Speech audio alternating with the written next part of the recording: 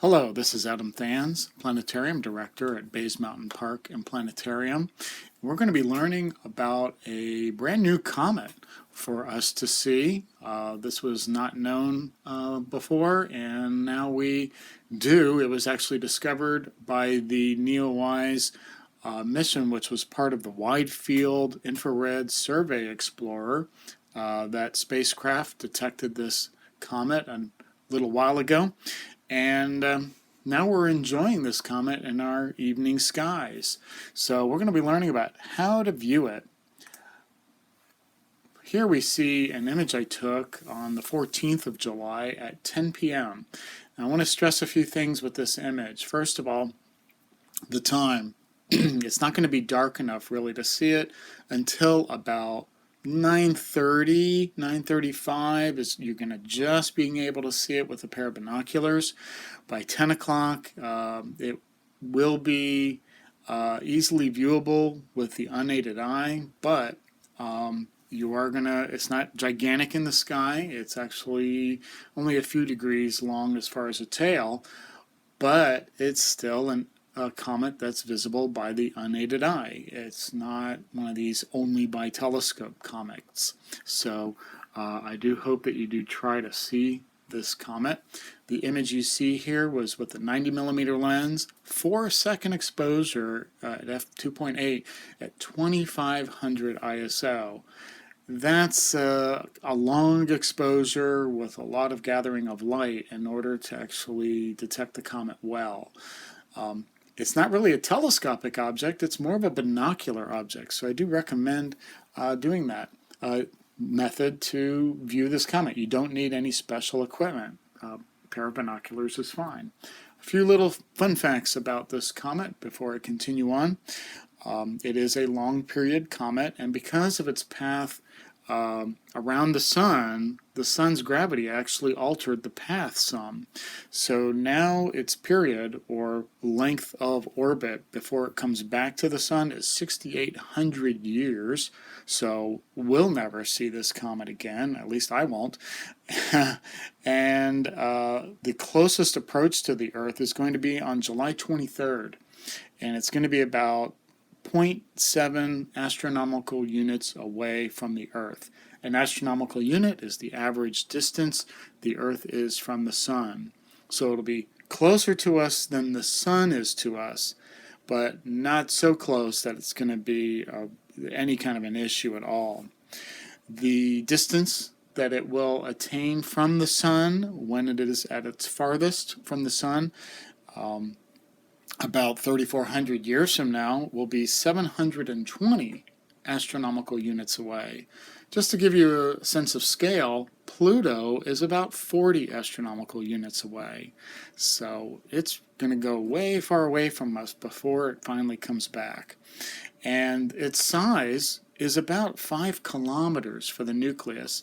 And you can see on the image of the comet, right at the tip there, that that bright area inside there, way inside, is basically a dirty snowball that's about 5 kilometers wide, a loose aggregation of ices and dust, some rock, some other elements and compounds that are in there. But these are from the origins of our solar system. They come from the Oort cloud, which is about 50,000 astronomical units away, and something happened in the past that altered the path of the comet, and now it's coming around the sun, and but it's a large one, and so that's why it looks so nice in the sky. So I do hope you are able to see it. Notice how low it is in that picture. That was less than 10 degrees above the horizon at 10 o'clock. But the good thing is, the comet will be visible higher and higher in the sky. Let me go to our next image here. This image is showing that the comet on the 14th, when I took the photograph, was very low to the horizon at 10 p.m. And all of these images are 10 p.m. You'll see at the top of this image most of the bowl of the Big Dipper. It's actually part of Ursa Major, the Great Bear.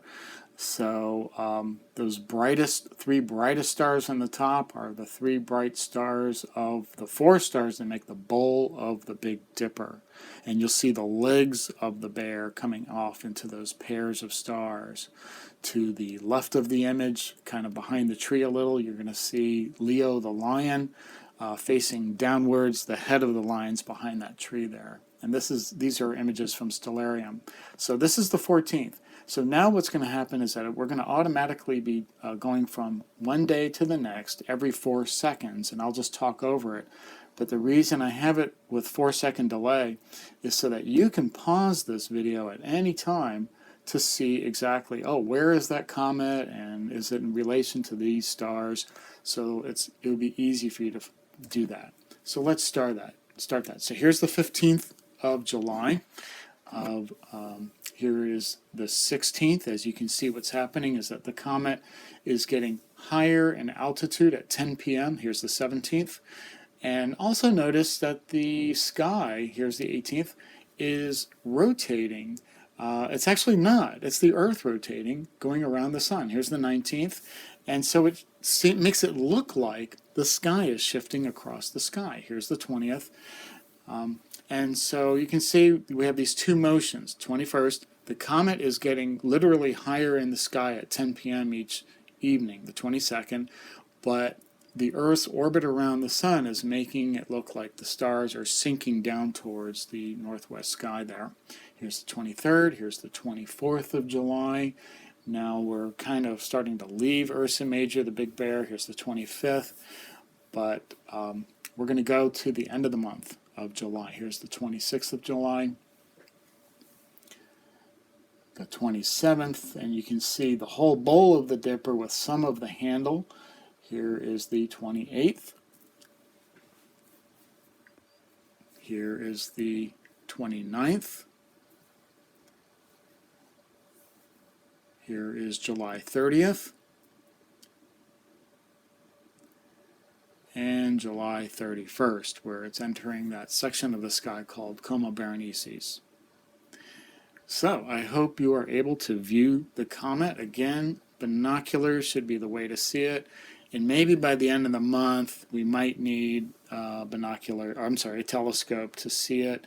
But for right now, and up until the end of the month, you should be able to see it with binoculars. And hopefully you have clear skies, and good luck.